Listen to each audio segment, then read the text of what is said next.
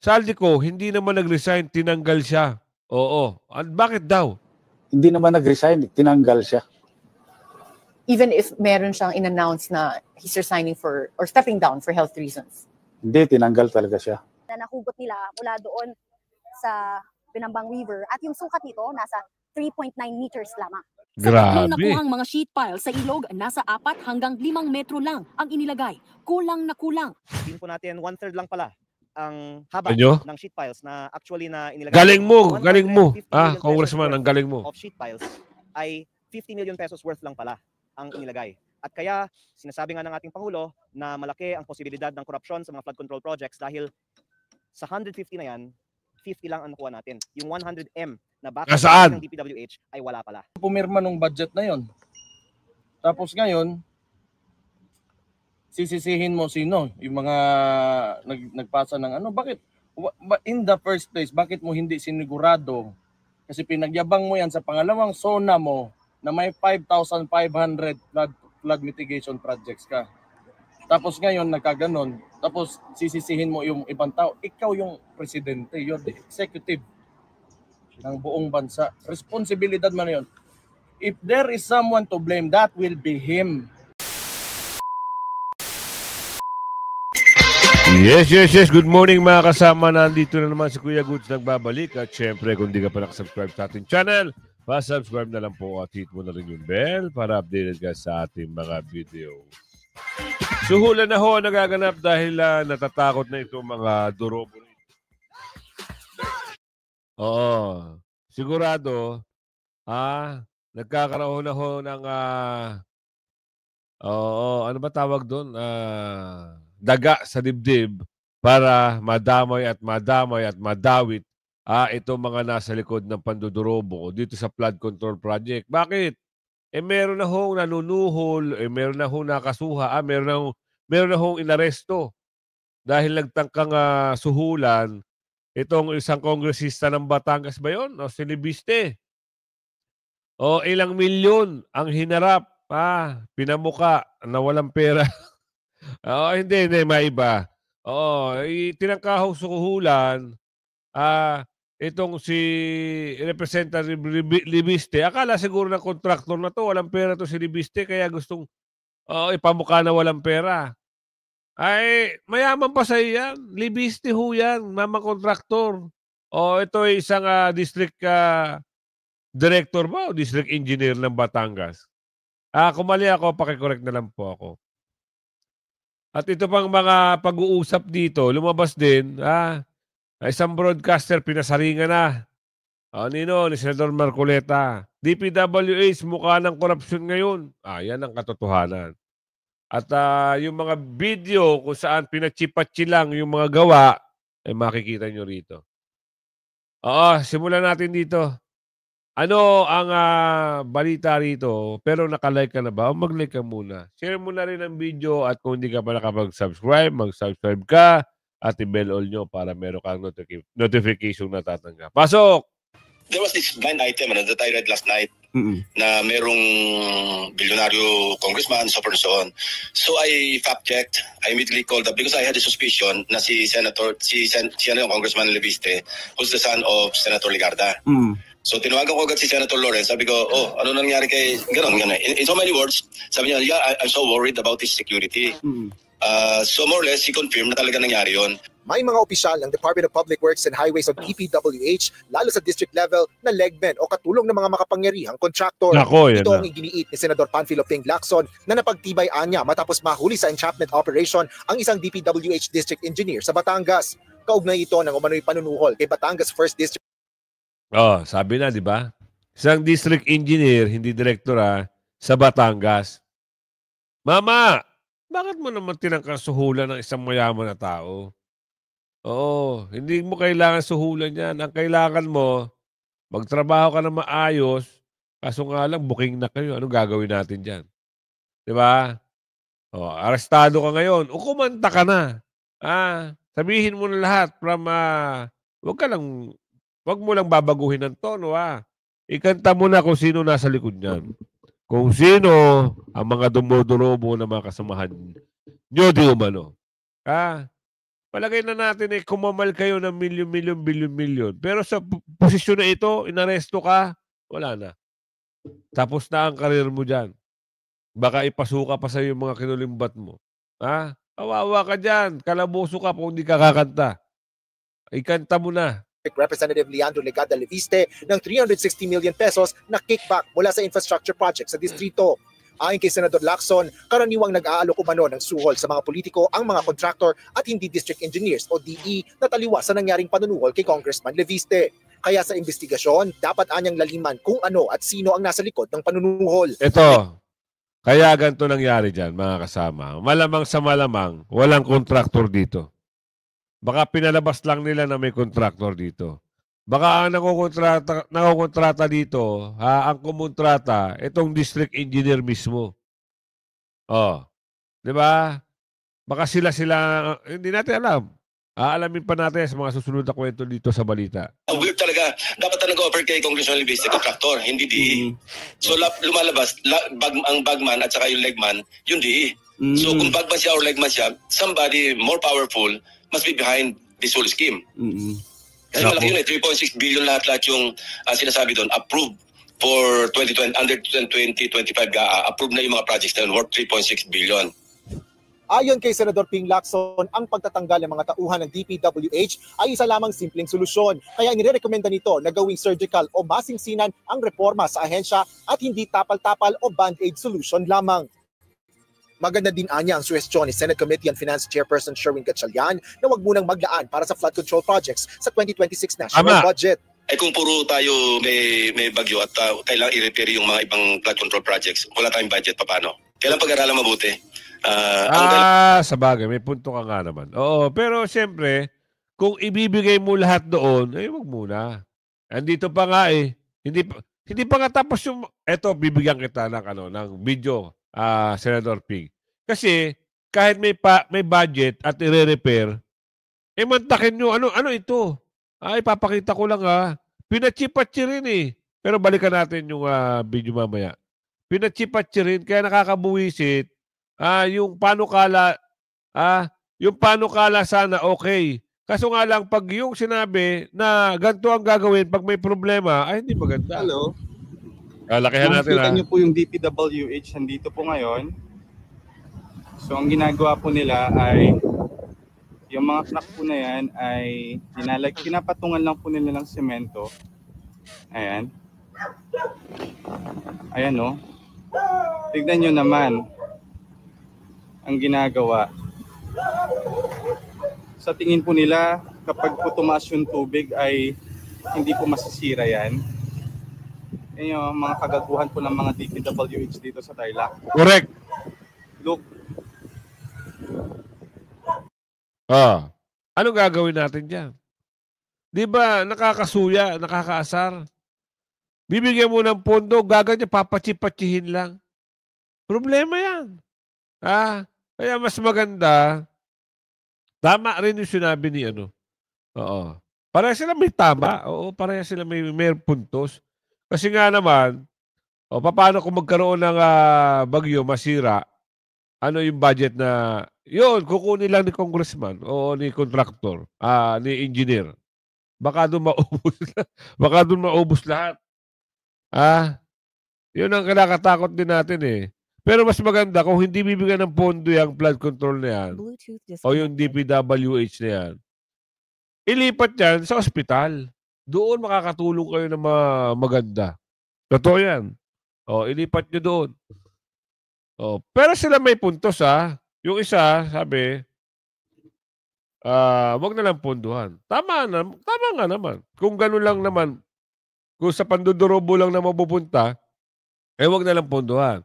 Kung may masira, at kailangan na medyo repair, tama nga din naman. Kailangan sa kukuha ng pampaano. Yun lang. Kaya, pare sila may puntos. Kaya ito, merong mga broadcaster, merong mga, tingnan natin to. May mga namamahayag na pinasaringan na ni Senador Marcoleta. Title ito Marcoleta, pinasaringan ng isang broadcaster pala. Broadcaster. Sino kaya ito? Ito kaya yung broadcaster na Walang saysay. Di ba Pasok. yung broadcaster na babae? Ay, Yun ang babae! mundo yun, eh. Kaya nga magkasintono sila Sen eh. Kaya kung magsalita pa naman yun, akala mo tumatakbo, hindi mo maintindihan, di ba? Oho. Subukan mo tumatakbo ka, nagsasalita ka, humihingal ka. Yung pagka yun nagtatanong, humihingal eh. Kakapusin ka ng hininga nun, Sen. Kapag ako nakikinig doon, ako napapagod eh. Nakikinig lang ako, pagod na pagod ako eh. Kaya ayaw kong pakinggan yun eh. Ganun ba?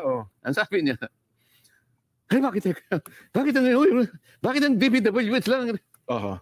Mariusip ng mga tao ito, sabi ko. Nag-umpisa pa lang ako din. Unang hearing niyo pa lang po, Sen eh. Unang hearing pa lang ako.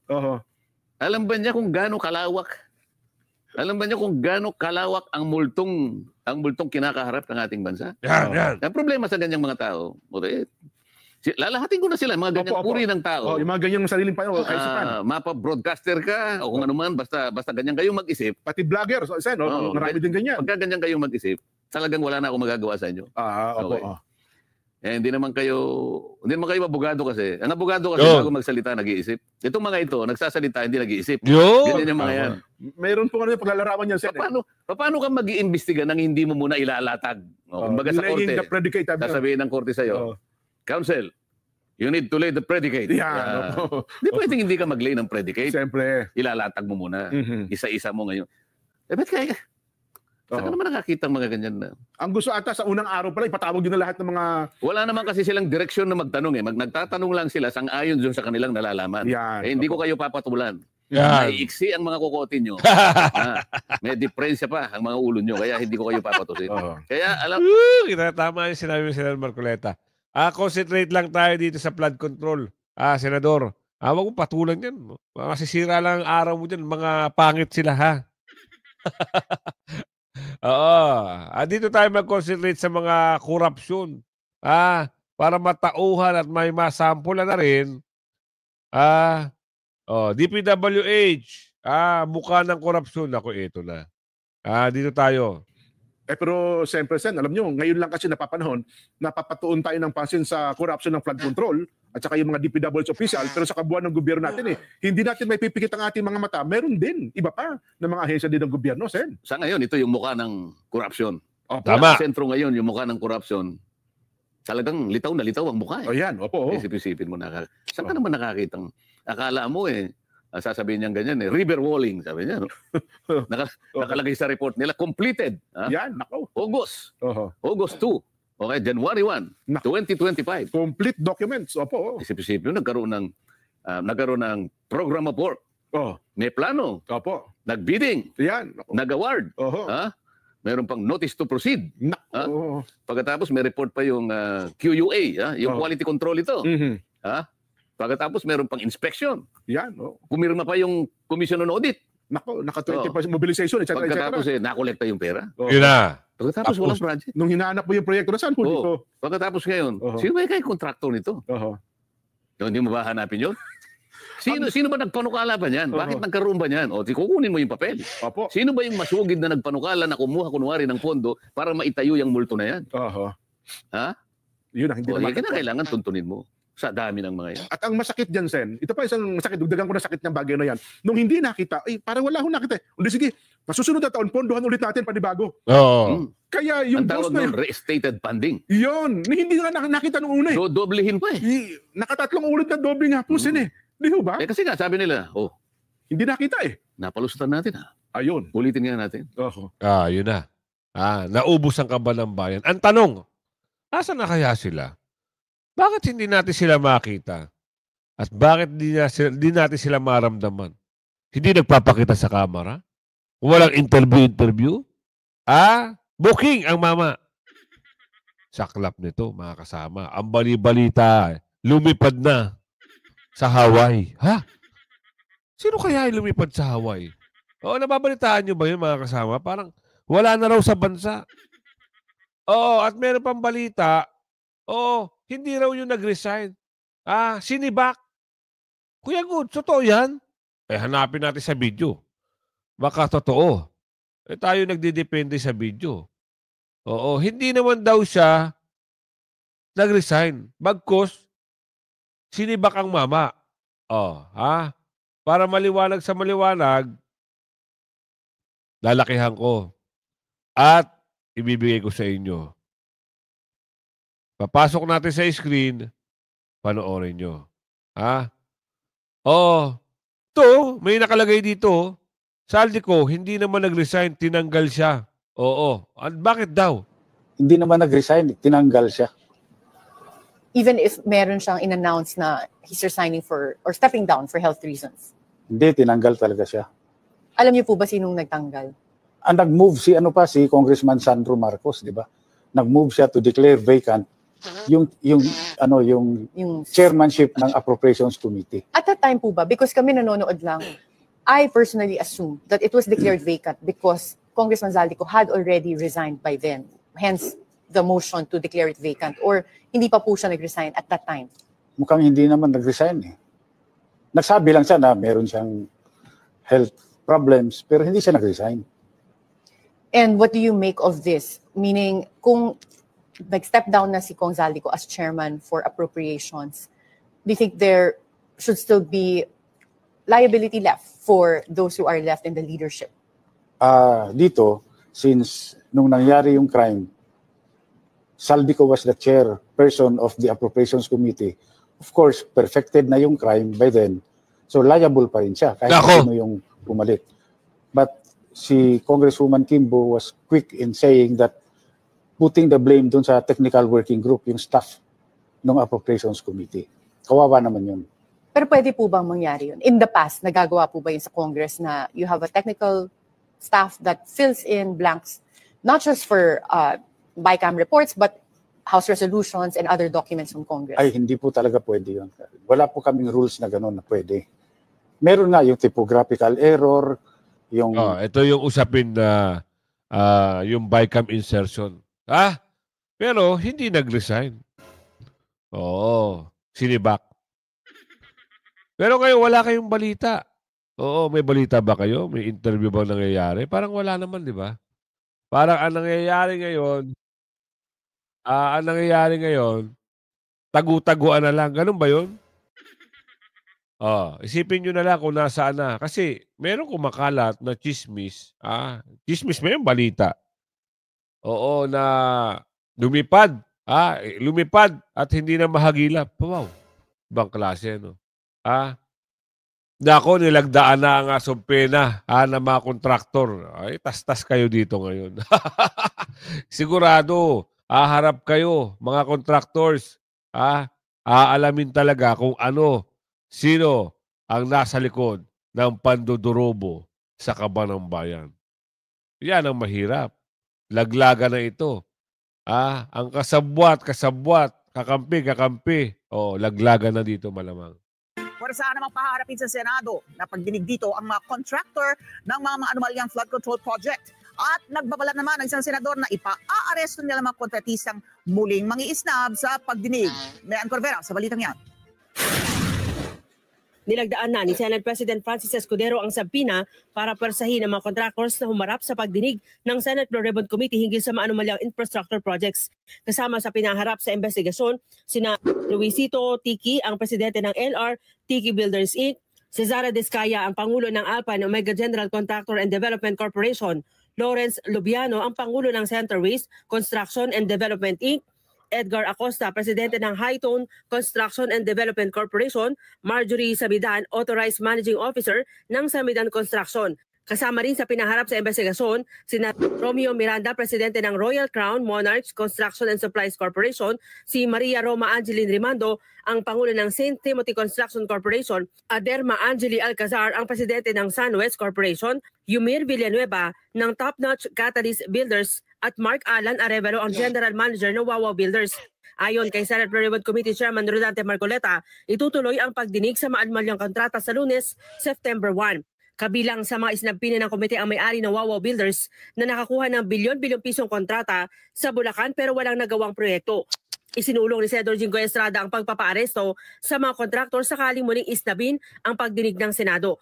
Nais naman ni Senator Ping Lacson na paimbestigahan na rin kung sino ang makapangyarihang nasa likod ng tangkang panunuhol ng isang district engineer kay Batangas Congressman Leandro Leviste para harangin ang investigasyon sa mga maanumalyang proyekto. Ayon sa senador, tila nagsisilbi ng bagman ng malalaking contractors ang mga district engineers ng DPWH. Naniniwala si Lacson na may malaki pang tao na nasa likod ng naarestong si Engineer Abelardo Calalo, ang District Engineer sa Batangas. Si Calalo ay naresto matapos umanong mag-alok ng 3 milyong suhol kay Leviste. More or less may idea naman tayo eh. At saka kung talaga mag-iimbestiga, lalabas at lalabas yan eh. Kung sino yung malalaking personalities. Kasi ang logical conclusion nito, dapat huwag mag-stop dito sa ingay ngayon.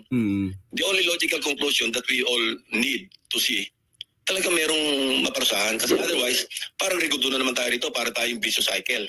Na pagkatapos ng ingay, tahimik na naman, andyan na naman ulit. Kaya kailangan, ang ano kasi coming from law enforcement. Pinuri naman ni Lacson si Leviste dahil sa kanyang integridad at idealismo matapos ipaaresto ang engineer na nagtangkang manuhol sa kanya. Pinayuhan niya rin ang nanay nito na si Senator Loren Legarda na tiyakin ang seguridad ng kanyang anak. Kaya breath of fresh air talaga si Congressman Leviste.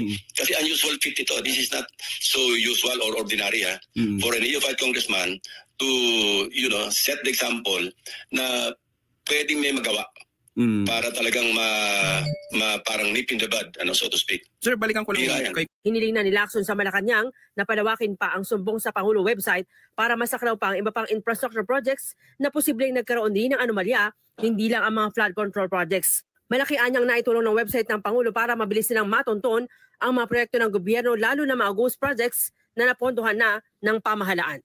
Eto September 1, malapit na ho. Ano na ngayon? September 26 na, tama ba?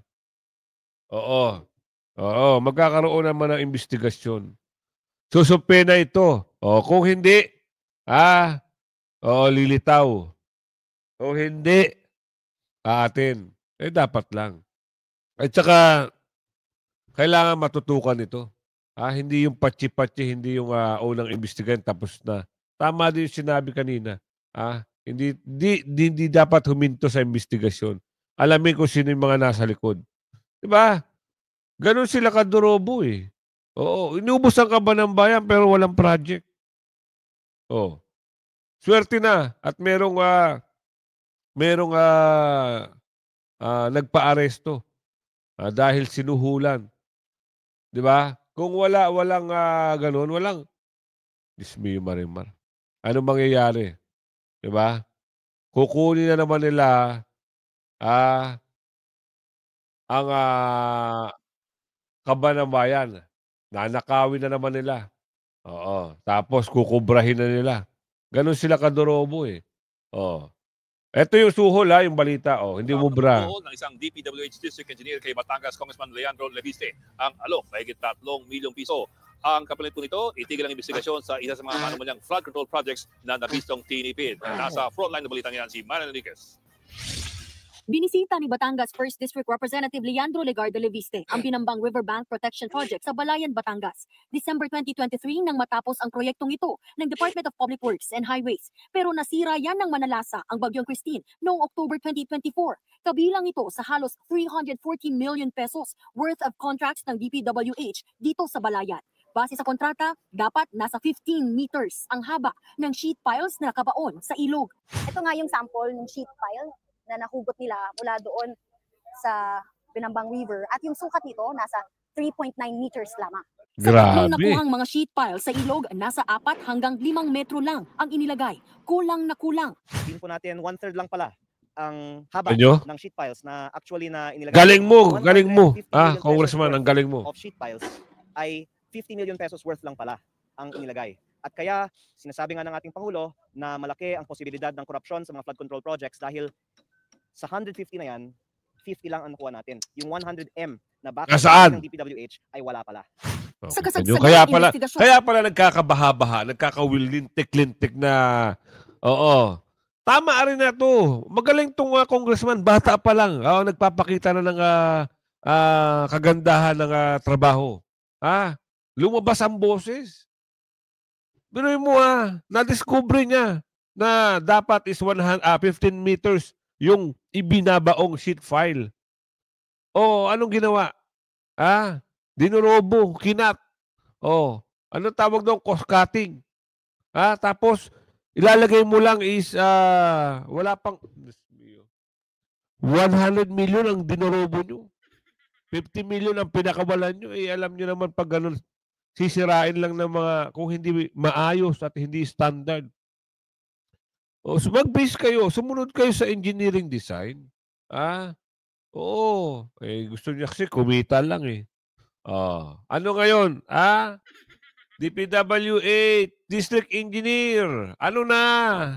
Kulong ka ngayon. Ni Leviste sa flood control projects, ibinunyag ng kongresista, may nagtangka o manuhol sa kanya na isang district engineer ng DPWH para itigil na ang investigasyon. Sa ikinasang entrapment operation, nakuha sa nasabing district engineer na kinilalang si Abelardo Calalo ang 3.1 million pesos na cash. Inaalam pa kung anong proyekto ang sinubukang itago ni Calalo. It is not a single incident. Naku? Attempted. It is not a single incident. Last Friday, that is the issue here. Sinubukan nating kausapin sa presinto si Calalo pero tumanggi na siyang humarap sa kamera. Ayon naman kay DPWH Secretary Manuel Bonoan, sinuspindi na ang naturang district engineer. Kasalanan po niya yan eh. Kung nag-bribe yan, let it be a lesson to all the district engineers in the department. Hindi wala akong sasantuin. Bukas magsasampa ng patong-patong na reklamo sa Batangas Provincial Prosecutor's Office si Leviste laban kay Calalo. Posible rin daw pag-usapan sa pagdinig ng House Infrastructure Committee ang tangkang panunuhol ng district engineer sa kongresista. Naku, paano kung kumanta si Calalo? Sino yung kasabwat niya? Di ba? At sigurado, pag kinanta niya yung boss niya, magkakaalaman. Sana, ito ay idinig dito sa Senado.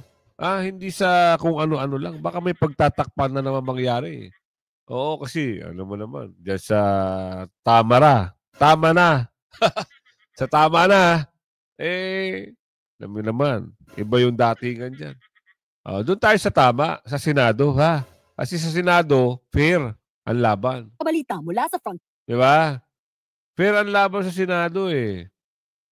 Hindi, anong tawag doon? Hindi, walang bias. Di ba? Eto na, latest update. Sa dahig. Malapit na ho yung usapin. Ano ba tawag doon? Usapin ba? Confirmation of charges. Hearing. Matagal pala yun. 5 oras. Bad trip, no? Yung matanda hindi niya kayo naawa sa matanda. Tatay Digong. Confirmation, 5 oras. Ito sa dahig, si Baste at si Kitty. Toronto,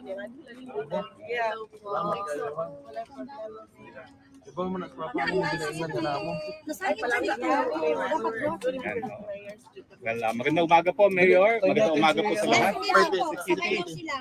Darating po si Kitty, no? Nandyan po sa attorney, sa labas.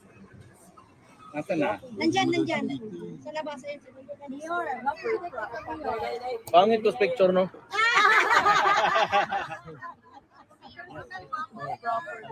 Mayor, kailan po kayo dumating? Dito sa dahig? Kapon na. Nang gabi. Mga 6. So medyo, jet lag pa. Pero okay naman. Nakatulog naman ako. Tayo ko lang yung kapatid ko bago tayo magsimula. No problem, Mayor. How's your travel po? Was it smooth? Layo kasi. Hindi ako mahilig talaga ng long flights sa buhay ko.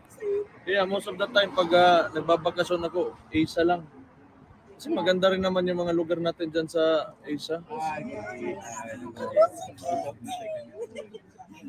Panta?